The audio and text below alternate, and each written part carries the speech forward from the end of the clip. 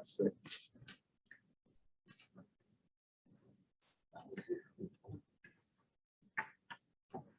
Good evening, everyone, and welcome to the Contra Costa Public Safety Candidates Forum, where we will hear from candidates for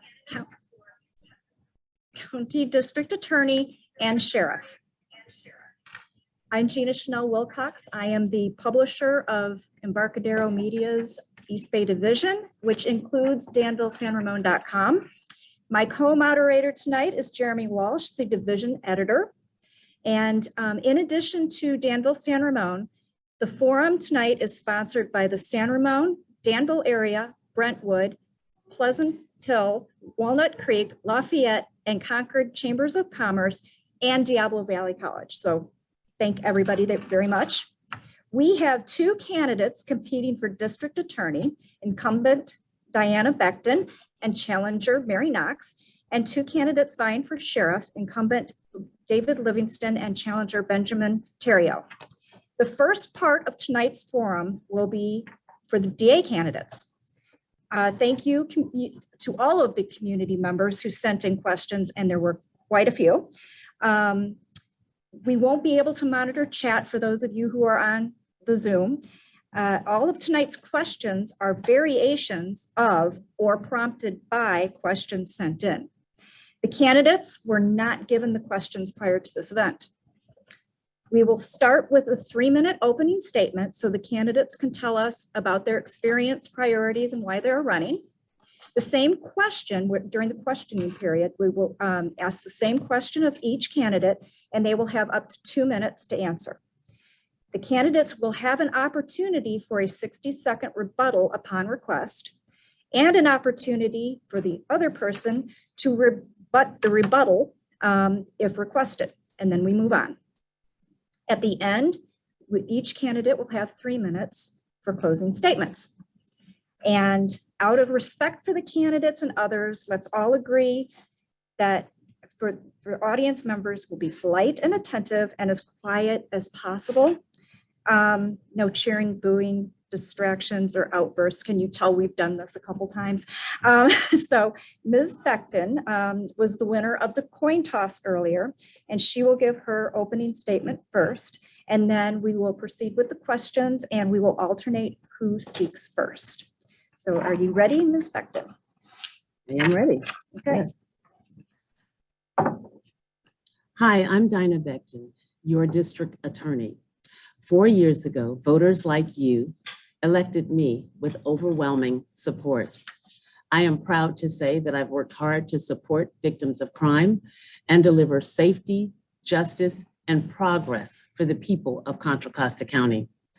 Few positions could prepare me to serve as your district attorney than having served as a judge for the Contra Costa Superior Court for over 22 years.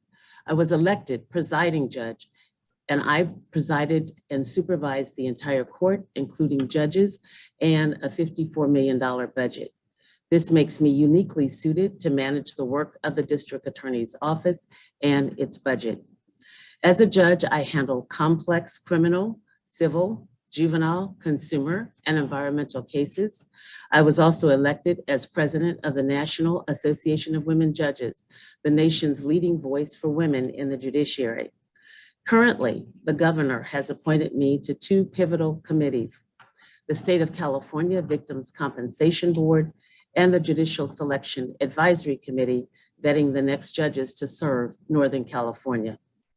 Since taking office, I got right to work, cleaning up a dysfunctional DA's office that used to make headlines for waste and fraud and abuse. I kept my promise to make real and lasting change and to transform the district attorney's office into one that works for everyone in Contra Costa County. Feeling safe in our homes and our communities is what we all deserve. I work to support victims and focus resources on violent crime while holding those who commit violent crimes accountable. Also, I understand the need to balance safety with the need to right-size the justice system. I am prioritizing safety for our communities while staying resolute in working to reduce mass incarceration's harm on Black and Brown communities and people of color, and to make sure the justice system reflects the members of its community.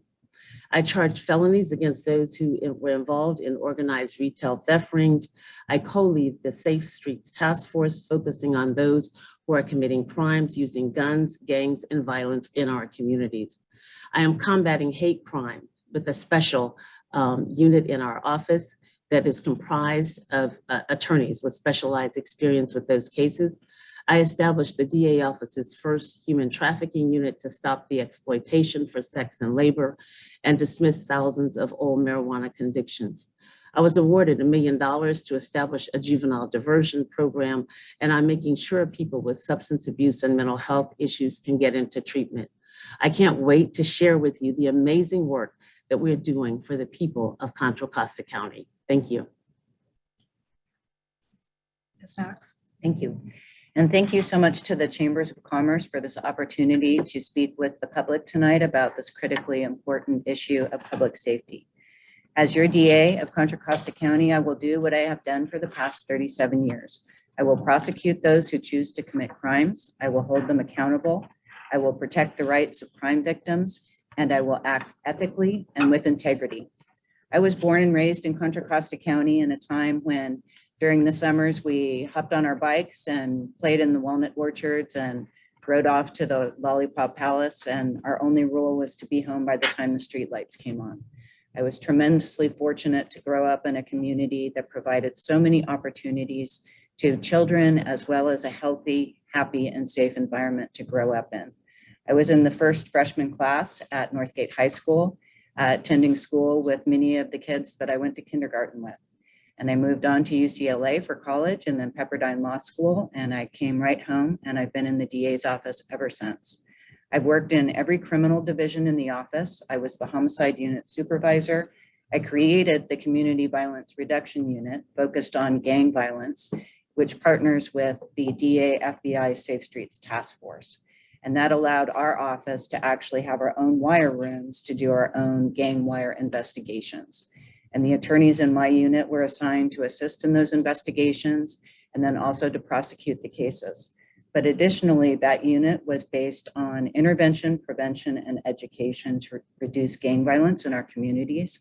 And I had a DA, her sole job was to go into the middle schools and bring an anti-drug, anti-gang message to the middle schoolers who are the most receptive to that message to stop the cycle of multi-generational gang violence and drug addiction. During that time period, the shootings began on our freeways, and I was assigned the duty of getting cameras on our freeways to address the investigative challenges of those cases. But working and attempting to solve those cases, I knew there were just really additional investigative challenges. So I worked to develop a system that integrated ShotSpotter technology along with pan-tilt zoom cameras that were running 24/7 on the freeways and license plate readers. I was not able to find funding for this project in Contra Costa County, so I literally went and walked the halls in the Capitol and obtained $3.5 million in funding for this system for Contra Costa County by the then Transportation Secretary, Brian Kelly. And it's this type of innovation and this type of working smarter through technology that I will bring as your DA as we work to combat the organized retail theft that has become epidemic in Contra Costa County. And I will continue to work my very best. I've been training for 37 years for this job to restore public safety to Contra Costa County. Thank you. All right, thank you. We now move on to the questioning period. Our first question will begin with Mary Knox. Property theft crimes are at the forefront for many residents these days. Smash and grab incidents, ransacking and raiding of businesses, and catalytic converter thefts in particular seem to be more and more prevalent and a true disruption to quality of life. How will you choose to prosecute, those and other property thefts over the next 4 years?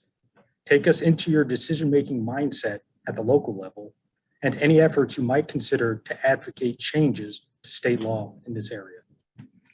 In 2018, when I returned to doing property crimes and the felony filing for the central and eastern part of our county, I was shocked to see how the organized retail theft was spinning out of control in our county and with no accountability for the criminals.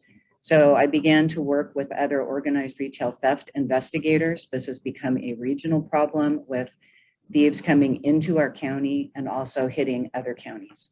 So we worked collaboratively to identify these crews and then identify the county that would be the most effective as the prosecuting agency. And we've expanded this informal group into an organized retail theft task force. We meet quarterly. In fact, our last meeting was so large that we had to move it from the Walnut Creek Police Department to the Lesher Center.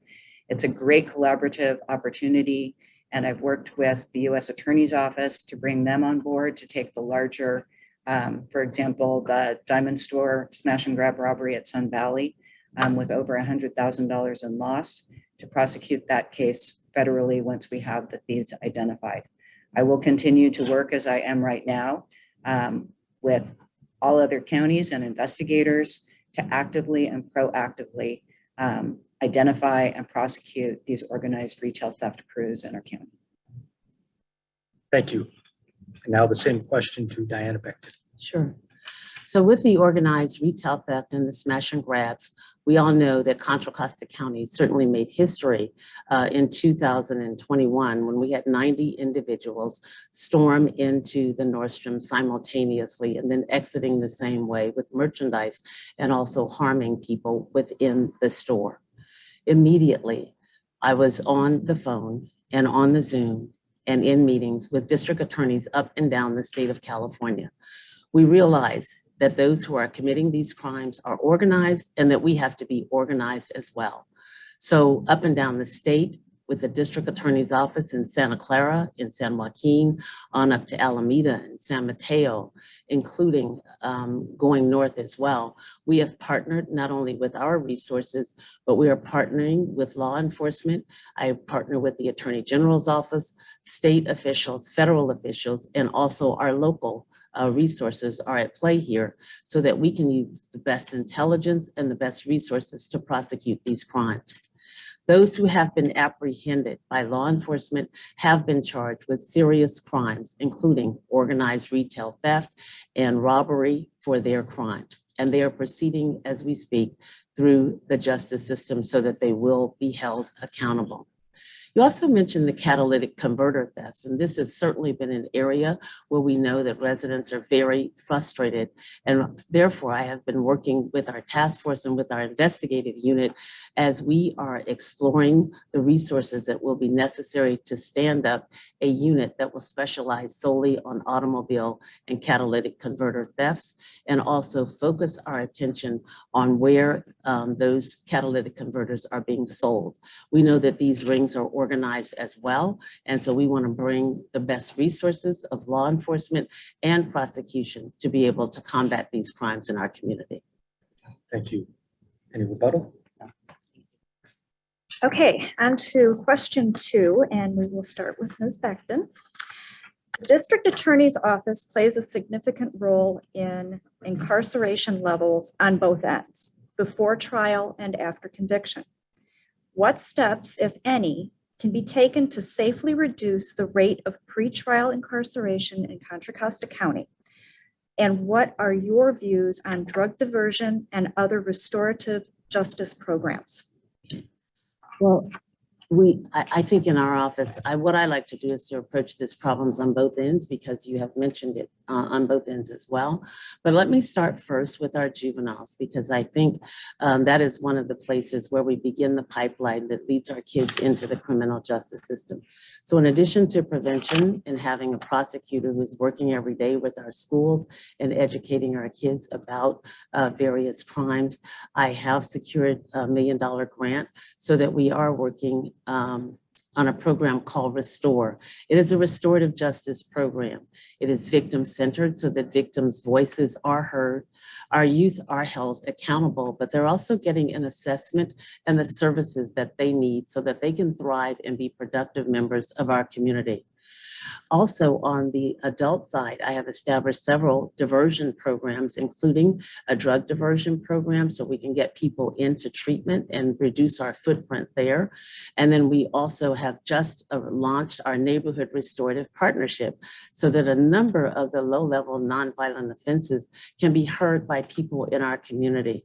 A good example of that would be, for example, if someone were to paint graffiti on the side of this building, members of this community who've been trained in restorative justice practices by our office and our educators in that area will sit in panels of 3.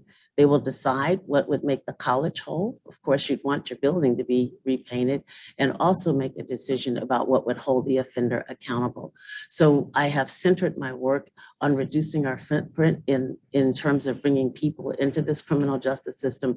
And I have diversion programs at work, not only to assist our youth and to also assist our adults so that we don't bring them into the criminal justice system, but we're also holding people accountable for their crimes.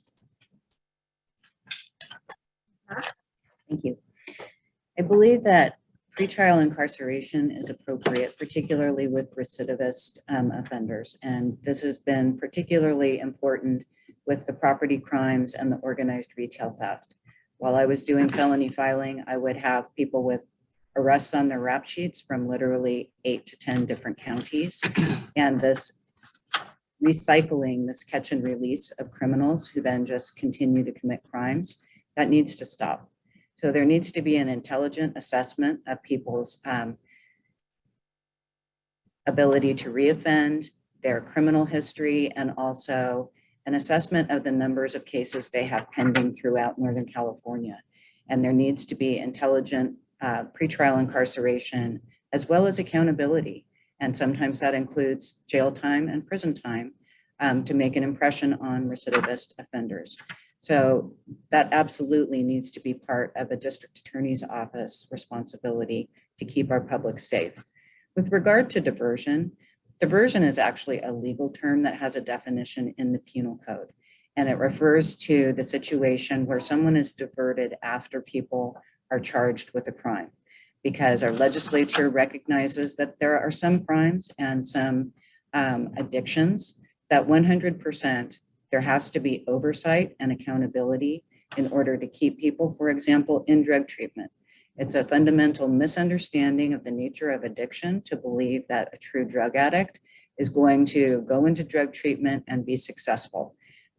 He will fail 3 or 4 or 5 different times. And so there needs to be court intervention to have effective diversion through drug treatment. Thank you.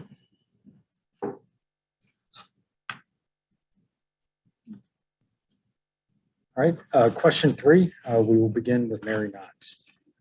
The 2 fatal shootings involving now former Sheriff's Deputy Andrew Hall in Danville have received a lot of attention, certainly in our coverage area. While we understand the second case remains under investigation, the first obviously led to criminal charges and a conviction by a jury. What has been learned from those incidents and their outcomes? Do you feel enough is being done to hold officers accountable for excessive use of force or misconduct? What, if any, changes can be made? Thank you. I'm actually on our law enforcement fatal incident review team. So I'm on call for 2 weeks at a time, and I go out on these fatal incidents. And I do that because I think it's really essential that the public, as well as all of the involved parties, have a transparent and fair investigation of these incidents. And I was not involved in the investigation regarding the first shooting involving Officer Hall. I was not the assigned prosecutor, so it would be irresponsible of me to comment on that filing.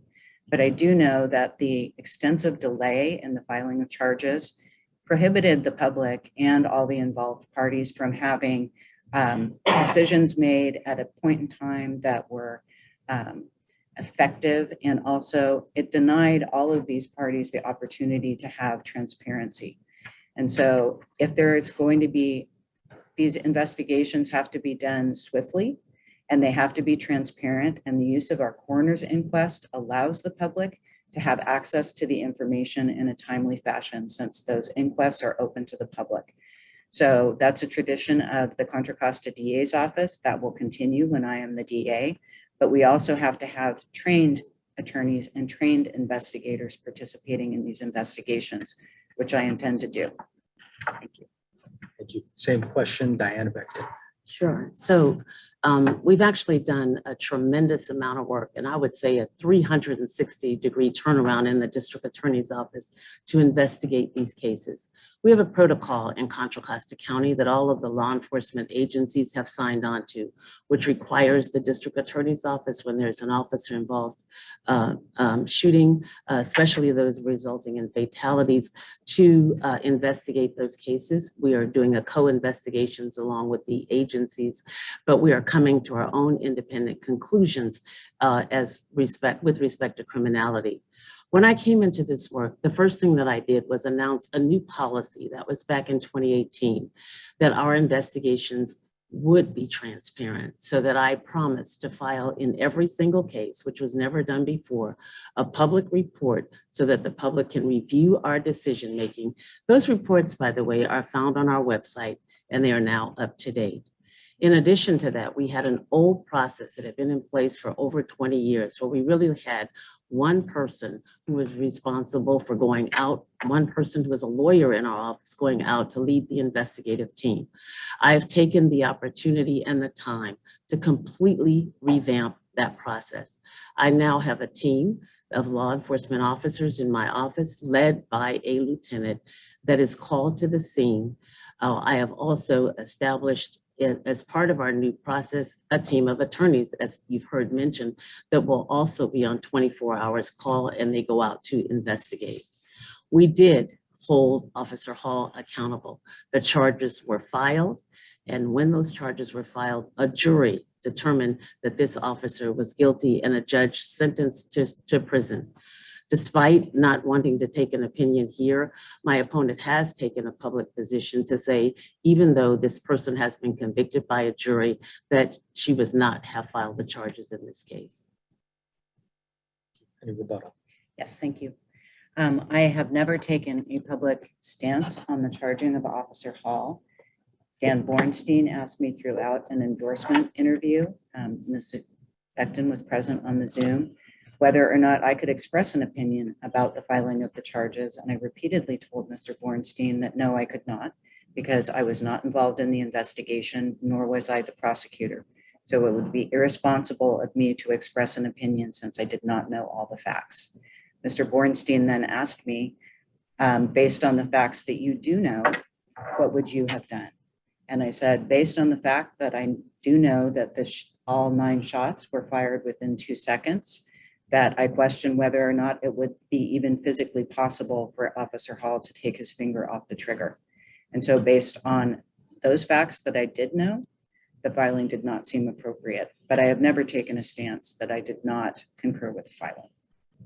Thank you. Any response? I think that's directly contradicted by the newspaper article endorsing me as the candidate for reform. Mr. Bornstein, it tells it in the article that he explicitly asked that question: would you have charged Officer Hall? And Ms. Knox explicitly answered, no, I would not have. I would not have filed the charges based on this idea that he fired and could not pull his finger off the trigger, and also went on to state that there was a single shot, the first one, that killed him. She gave very detailed reasons why she would not. Then she was asked whether did she watch the video, and she admitted that she had not. And when pressed, then she said, well, I don't know anything about the case. But the fact of the matter is that she did explicitly tell Mr. Bornstein that she would not have filed the charges. Thank you.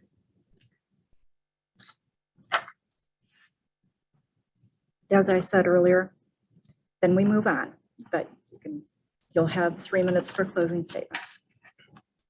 Okay, this question 4 is, we're going to start with Ms. Becton. We've had a number of questions from residents asking about specific decisions by the DA's office in the last 4 years, whether it's a case with a controversial plea bargain or a choice not to pursue criminal charges. Rather than cherry pick a specific case, although you are certainly welcome to highlight an example, can you walk us through your mindset when you make those often difficult decisions, either in the past or going forward? what key factors are at play when contemplating a plea deal or charging decision in a high-profile case? And how involved is the district attorney in that process? Wow. Well, this is an interesting question because I think, first of all, every case is different. And we have several different units within the district attorney's office that are headed up by capable supervisors. Just to give you an example of that, for example, where you might hear some of our most controversial cases might be our homicide unit or even our sexual assault unit. So each of those units will have a prosecutor who has years of experience within the office who is supervising that particular unit.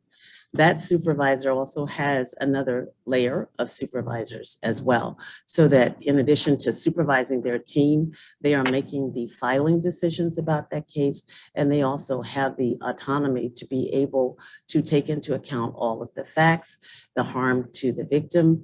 They will have the opportunity to take into account the seriousness of the crime. There are several factors in our penal code that would also be taken into account, whether they have a criminal history, whether this was a scheme or any other type of organized event. So many factors that could go into play. But the supervisors of those units really have the autonomy not only to file their cases, but also to enter into the plea bargaining process. So it's very seldom that the district attorney is actually involved in those decisions.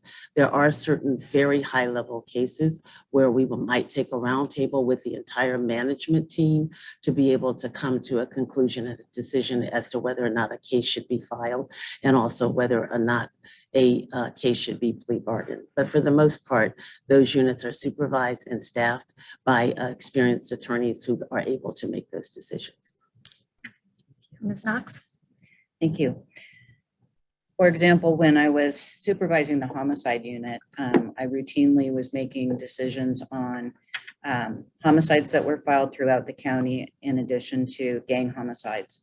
But I routinely spoke with the then DA, Mark Peterson, and with prior DAs about high profile cases and the filing considerations, and discussed those filing considerations with the DA.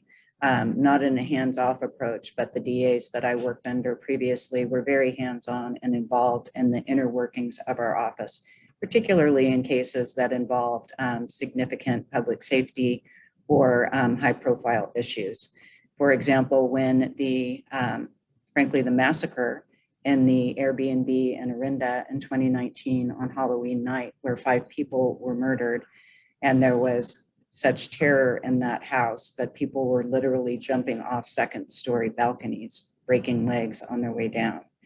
That case was brought in for filing by the sheriff's office, who assisted the Orinda Police Department in that investigation. It was all very gang involved, involving gangs from Richmond, Oakland, and San Francisco. That house was loaded full of video cameras, and all of this was organized on social media, attracting people to that party. And that case was presented for filing by the sheriff's office, and the current DA decided not to file on the bloodiest massacre in Contra Costa's history. Rather than working with the sheriff's office and the Orinda Police Department with the tremendous resources we have in the DA's office, that case was just rejected for filing and sent a very clear message to gang members that things had essentially changed in Contra Costa County. Well, I think it would be really good at this table if we dealt with the facts of the case. We have to really understand that when that terrible massacre happened in Orinda, the sheriff's office did bring a case into our office for prosecution. There was no individual who made a decision about that case. We had our most experienced prosecutors in the office, including a prosecutor who had prosecuted not only gang cases, but also over 25 death penalty cases in the county. I'm sorry, you were holding up the 30 seconds. This is my first answer, I think. I'm not doing the rebuttal. I was want to make sure. This is the rebuttal. Is this a rebuttal? Yeah. Okay, I'm sorry. That's okay. So essentially, They met all day with the team from the Sheriff's Department. The Sheriff's Department even admitted they did not have enough evidence to be able to charge those individuals with the horrendous crimes that were committed that night.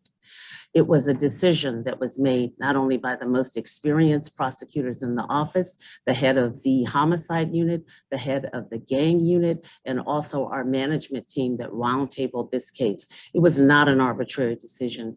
We came to the conclusion, and even the Sheriff's Department had to conclude, that we had insufficient evidence to bring charges and to prove the case beyond a reasonable doubt.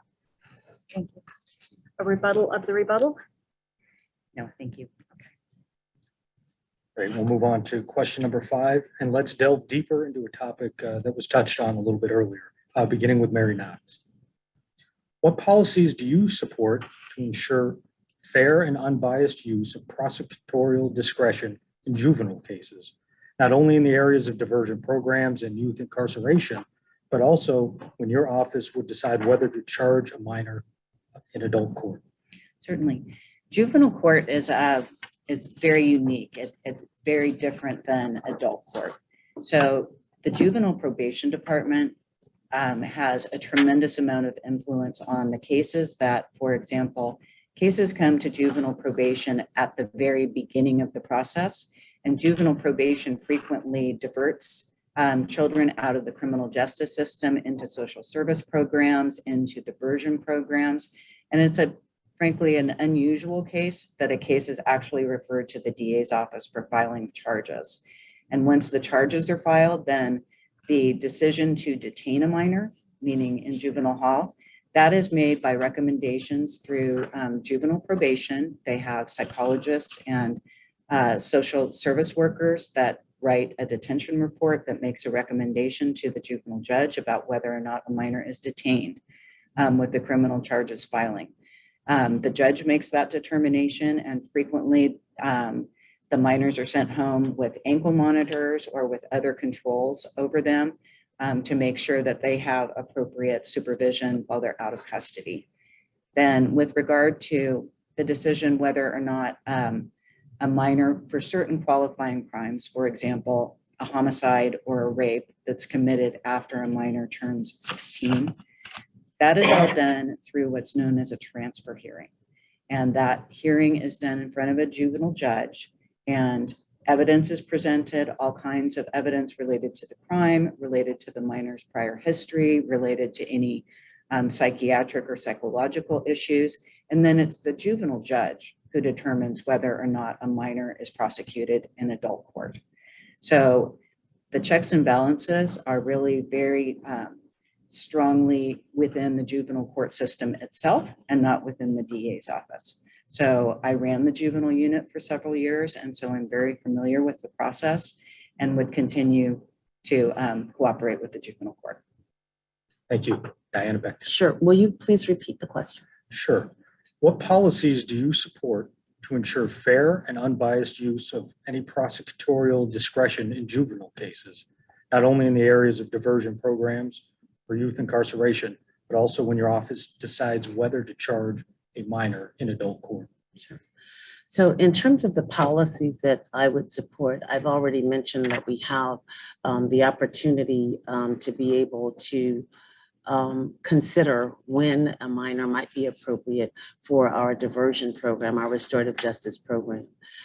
It is correct that for the low-level offenses, those are normally handled with our probation department, although we work very closely hand in hand with them on policies and programs that might be appropriate for the supervision of youth within our community without incarceration. But as to the more serious cases, those that might be eligible to be transferred to adult court, one of the things that I've done is to completely revamp that process. The decision used to be made solely within our homicide unit by the adult homicide supervisor. But now we've really revamped that, especially now that the decision as to the transfer has now returned to the court in the hands of the judge. When I served as a juvenile judge, I handled those transfer hearings many times. There are a number of factors that the court has to consider. And so now what we do is we put together a team that's actually led, instead of our adult side, we've now revamped that process to have our team led by the juvenile side of our house, so that they put together the transfer memo. We have a complete roundtable team of attorneys that will, first of all, hear all of the evidence that could be presented to the court and make an internal decision as to whether we would even make a recommendation to the court about transferring. Once we agree that this is a case where the minor probably cannot be rehabilitated within the time that we have within the juvenile system, then we put together a very thorough brief and memo for the court, considering all of the factors, documenting them so that the court can make a thorough and a reasoned decision. Thank you. Rebuttal? No, thank you. Moving on. Ms. Beckton will go first. An increasing scourge in all of our communities is illicit fentanyl on our streets, and the resulting impacts such as overdose deaths and exacerbating addiction problems. What role can the DA's office play in combating this issue? How can you work to ensure that individuals who deal these types of illicit drugs, and more importantly, their manufacturers and suppliers, are held accountable in court for their actions, and especially with regard to overdose deaths caused by their dangerous product? So first of all, when the question is directed to those people who are selling drugs primarily. And so that's why I want to center my answer. If people are apprehended in our county for actually being those who are responsible for selling drugs, and especially these serious kinds of drugs like fentanyl that can so easily take the life of another person, those cases are going to be taken very seriously. That would be a felony charge, and they will be charged appropriately and proceed through our court system. So that is on one hand, but there also has to be, so for example, you mentioned what would we do, how would we charge a case? If we find that there is clearly a connection between the sale of drugs and a person, and then if that sale of drugs results in an overdose and a death, then we certainly have the capability, and we would pursue murder charges against that person who sold drugs to the person who then overdosed, assuming that we could make that logical connection. Thank you. Ms. Knox? Thank you. The dismantling of drug enforcement teams over the past about 6 years have resulted in this huge increase in drugs moving across our border with the cartels. And the fentanyl is now coming into the state of California from Mexico. And not only is the fentanyl being sold as pills, it's also being used to lace other drugs such as cocaine and methamphetamine, so that very unsuspecting drug users are actually ingesting fentanyl in amounts that they can't even control.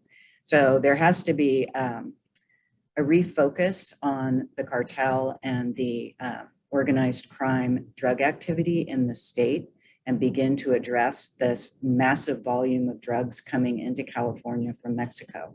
I was in our drug enforcement unit for approximately 10 years, and I'm familiar with all of the drug trafficking organizations and the effects. Actually, Contra Costa County is right in the pipeline of cartel drug activity. So we need to refocus on that. And then also the fentanyl related deaths, as well as other drug related deaths, such as heroin overdoses, certainly should be referred to federal agencies who actually can do that type of homicide charging and investigation. But I went through DEA's school actually for charging these drug-related deaths. And so I'm very familiar with the investigation that has to happen before we can charge them. And so all of our local drug enforcement teams, as well as street patrol officers, need to be trained for the signs to look for. So we begin those investigations right when the fatality is first discovered. Thank you. All right, next question, we will begin with Mary Knox. We are aware in many fields, public and private, there are issues with employee retention and recruitment really coming to the forefront since the onset of the pandemic. How would you describe employee morale and staffing levels within the DA's office today? And how, positively or negatively, does that affect the department's ability to do its duty? In the past 4 years, the DA's office has lost 57 attorneys. And to put that into perspective, we're staffed for 104 attorneys. And not only are these more junior attorneys leaving, these are attorneys leaving with 27 years of experience, for example. We've literally lost hundreds of years of experience. They've walked right out the door. And why it's so crucial for our DA's office, we can't hire laterals. So when we lose someone with 27 years of experience, they're replaced by an attorney who's fresh out of law school. We're having difficulty staffing our homicide unit, our gang units, our sexual assault units, because we don't have the attorneys with the experience necessary to either run those units or prosecute the cases. The morale in our office is at an all-time low. And that all needs to turn around. We need to have people actually training and mentoring our new attorneys so that they are equipped to go to court and prosecute cases. We need to return to the training that we used to do when I was in charge of training and new prosecutor training, to allow our attorneys to start layering their experience while they're moving through units and gaining more experience. All of that is crucial to what built the Contra Costa DA's office into, quite frankly, the gold standard of prosecutors' offices in the state of California. And I intend as DA to reinstitute all of those training programs and hopefully, with the permission of the Board of Supervisors, have a one-time exemption to return our experienced DAs to the office. Thank you, Diana Beckton. Thank you. This is another area that we explored in depth with Dan Bornstein, and actually we've had articles written in the Chronicle as well, because it's really not accurate that we have droves of attorneys leaving the office. We have the capability for 105 attorneys in our office, and then we are at or near capacity with the number of attorneys we have. But more importantly, I actually had the data that I was able to turn over to the East Bay Times to show that the attrition in our office has not changed over the last 5, 6, 7 years. It has been the same well before I arrived, and it is about the same now. People retire. Some people get into this work and they find out it isn't the best suited job for them. And so they might move on to other positions. But the attrition rate over the years have remained exactly the same. The same number of people are retiring, the same number of people are moving on. So that part of the answer is really needs to be explored, and we have the data to prove that. In addition to that, once I came on board, I met with a number of our attorneys, and one of the things that they were concerned about was the training that they were receiving as new prosecutors in our office. That training, by the way, was the training that was previously supervised by my opponent. We revamped it with all of the suggestions from those attorneys, especially those who had recently gone through the program. So now we have a week-long training. We got what they asked for, which was more hands-on experience with using our computers and taking a live case from start to finish, knowing how to file it, practicing their opening statements and their closing statements, and going through what it takes to put a case on in the courtroom, in addition to hearing from experienced attorneys in our office to hear what their experience could bring to the table. We also have a mentorship program in Contra Costa County DA's office so that we have older attorneys who are mentoring those who are younger. Thank you. Thank you. Any response? Yes, thank you. Actually, the training that Ms. Beckton just referred to is the training that I put in place. It was a week-long training that literally started from the filing through the closing statements in criminal prosecution. That training was done by experienced attorneys. We have some in the audience here tonight that brought their experience, 20, 30 years of experience, to these younger attorneys to give them the skills that they needed and to start the conversation between the more experienced attorneys and the brand new to our office attorneys to begin to build those relationships. So actually, that is the program I put in place. Thank you. Any final response? That is correct. She did start the training, but what I'm trying to explain is that once we actually evaluated and we got feedback from the attorneys, what we found is that the training was not serving their needs. They felt that what was happening is that they were hearing a lot of war stories, if you will, from attorneys who had been there for a number of years, and they had very little practical experience that would let them hit the ground running on day one, coupled with the advice and experience from older attorneys in our office. And so that's what we have put in place now. They have the training and experience on day one to hit the ground running, and they also get mentored and the advice from senior attorneys in our office. It's a complete package. Thank you. Okay, that marks the end of our questioning period. Each candidate will now have 3 minutes to provide closing comments, and we will start with Ms. Knox. Thank you so much.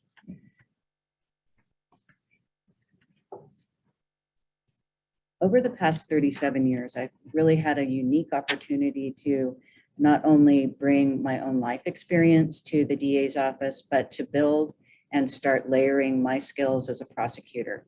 And it's with that unique experience in literally every unit in the office. I know how to use the computer system and file charges. And frankly, I just finished a homicide trial 3 weeks ago. It was the 1980 kidnapping, rape, and murder of 14-year-old Suzanne Bombardier. And it was, I'm still in the courtroom every single day, so I know exactly what the attorneys in the office are facing every single day. And I can sit with the attorneys in court and discuss their cases with them.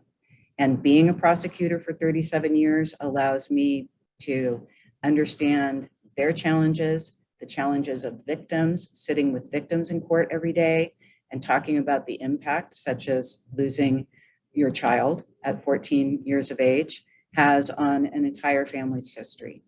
So I bring compassion, I bring experience, and I bring a unique skill set. In order to be a prosecutor and lead a prosecutor's office, you have to have prosecuted cases. I have done that. My opponent has never prosecuted a case. She is in a literal alliance with the DA in San Francisco, Chesa Boudin, and with George Gascon, the DA in Los Angeles. They call themselves the Prosecutors Alliance, which I think is somewhat ironic since none of the three of them have actually ever prosecuted a case. And if there are any issues about or questions about what 4 more years under Ms. Becton's administration will look like for Contra Costa County, all you have to do is look at the blight and the lawlessness in San Francisco and Los Angeles from her Prosecutors Alliance partners, her pals, and their policies to see what lies ahead for Contra Costa County. I am honored to be endorsed by every law enforcement agency in this county. They work with me. I've even worked with some of their fathers and their mothers.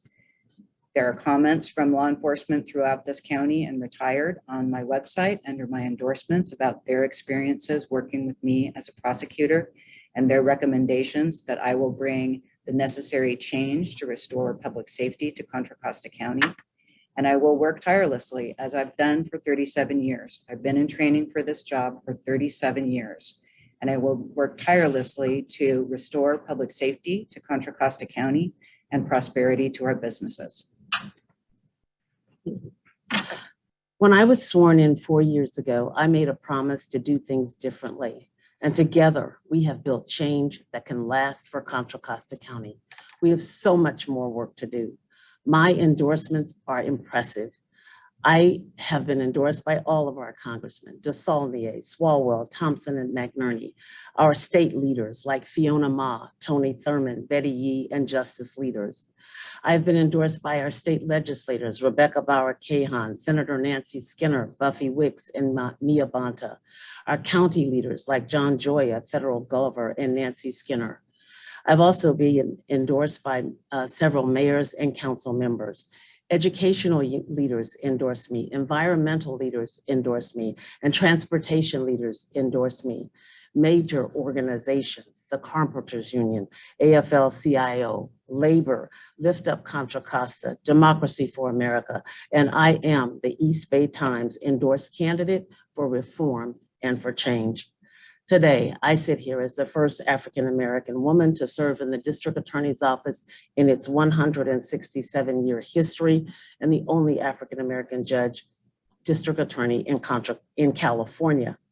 I lead a staff of 225, which includes attorneys, investigators, victim witness, and support staff. I oversee a budget of over $50 million. And by the way, I am an attorney. I had a private practice that was quite successful, and I've taken many cases to trial. Because of my training as a judge, though, I also understand the power of the office and its impact on our lives and our communities. Feeling safe, that's what we all deserve. It's what we all want. And I will continue working to support victims, focusing our resources on violent crime and holding those who commit crime accountable. At the same time, I will balance safety with the need to right-size our justice system. I will stay resolute in working to reduce mass incarceration's harm on communities of color and making sure that our system reflects the members of this community. I am running for re-election to continue the important work of keeping our communities safe and making our system fair for everyone. I'm building change that can last. I hope that I have your support. This election is not about the old failed policies of the past. And by the way, you might notice that I did not mention that I have large support from law enforcement unions. And I'm talking about the dollars, the $170,000 that they just dumped into her campaign. That's because even though we work closely with law enforcement every day, we also have to hold them accountable. I don't take union money because when we are prosecuting law enforcement, we also they are also paying the defense, and I consider that a conflict of interest. Thank you. Thank you both very much for participating in the forum and letting people hear directly from you. We will return at 7 o'clock with the candidates for county sheriff and coroner. Thank you. Thank you so much.